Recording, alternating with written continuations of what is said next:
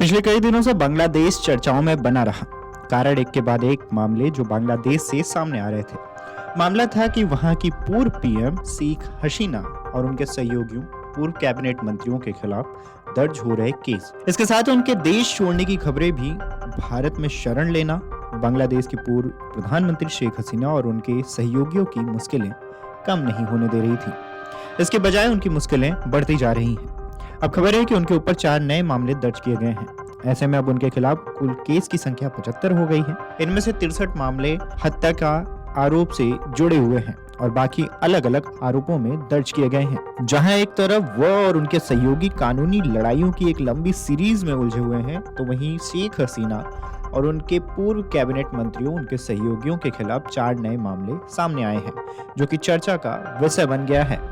Media reports के मुताबिक Dhaka court में 3 मामले 27 अगस्त को दर्ज किए गए, जबकि हत्या का एक और मामला 2 दिन पहले बोगुरा में दर्ज किया गया। इनके साथ अब दस्त पीएम शेख हसीना विरोध प्रदर्शनों से जुड़े 75 मामलों का सामना कर रही हैं, जिनमें से 63 मामले हत्या के आरोप में दर्ज किए गए हैं, 7 मानवता के खिलाफ अपराध और नरसंहार के आरोप में दर्ज किए गए हैं और 3 अपहरण के आरोप में और 2 किसी अन्य आरोप के चलते दर्ज किए गए हैं।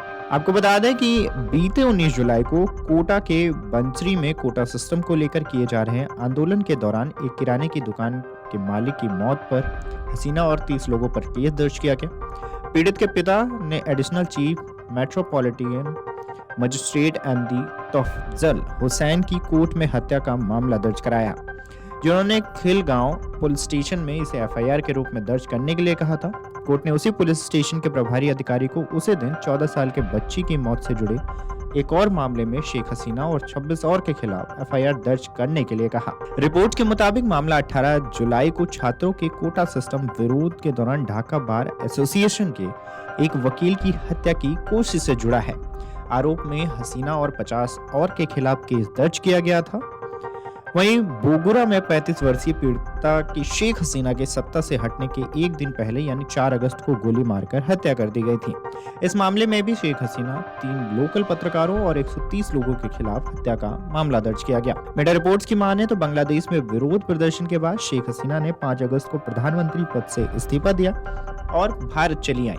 हसीना के नेतृत्व वाली सरकार को अंतरिम सरकार से रिप्लेस कर दिया गया। इसके बाद मोहम्मद यूनुस को देश के चीफ एडवाइजर के तौर पर नामित किया गया।